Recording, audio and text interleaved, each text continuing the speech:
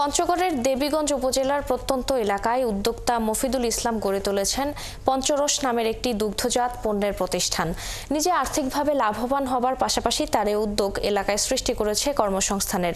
রফিকুল ইসলামের তথ্য ও ছবিতে প্রতিবেদন। পঞ্চগড়ের দেবীগঞ্জ উপজেলার প্রত্যন্ত এলাকা শালডাঙ্গা। এখানকার বাসিন্দা মফিদুল ইসলাম ছিলেন দুগ্ধ খামারি। নতুন কিছু করার তাড়নায় 4 বছর আগে সঞ্চয়ের 14 লাখ টাকায় এলাকার কালীবাড়ি বাজারে গড়ে তোলেন পঞ্চরস নামের দুগ্ধজাত পণ্য তৈরির কারখানা।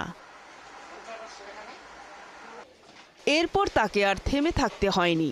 এখন প্রতিদিন তৈরি করছেন মিষ্টি, দই, ঘি, পনির, মাঠাই সহ 17 রকমের পণ্য।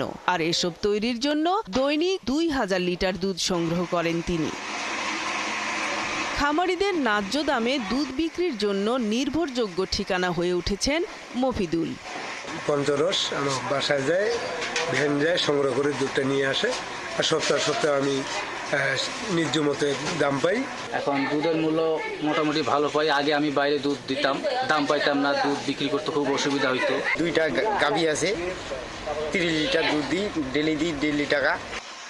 200রও বেশি পরিবারের রোজগারের উৎস হয়ে উঠেছে মফিদুলের এই প্রতিষ্ঠান।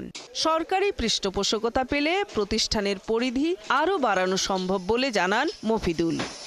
আধুনিকভাবে যেন পণ্য উৎপাদন করা যায়, সেই ধারাবাহিকতায় আমি আমার কার্যক্রম শুরু করেছি। ইনশাল্লাহ প্রাণী সম্পদ অধিদপ্তরের এলডিডিপি প্রকল্প থেকে যে আমাকে সাজেস্ট করা হয়েছে যে উন্নত মানের মেশিন কিনলে ওনারাও একটু আমাকে সহযোগিতা করবে।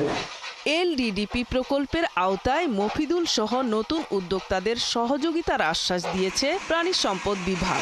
অনেকে যারা উদ্যোক্তা হতে চান তারা ওখানে গিয়ে ওই পঞ্চরসে গিয়ে দেখে তারা উদ্বুদ্ধ হচ্ছেন। আমাদের কাছে তারা সহযোগিতা নিতে আসে, আমরা কারিগরি সহযোগিতা দেওয়ার চেষ্টা করি।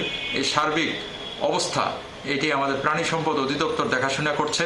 পঞ্চরসের সাফল্যে আগ্রহী হচ্ছেন এলাকার অনেকেই। এতে কর্মসংস্থানের পাশাপাশি মানসম্মত পণ্যের চাহিদা পূরণ হবে বলে মনে করছেন তারা।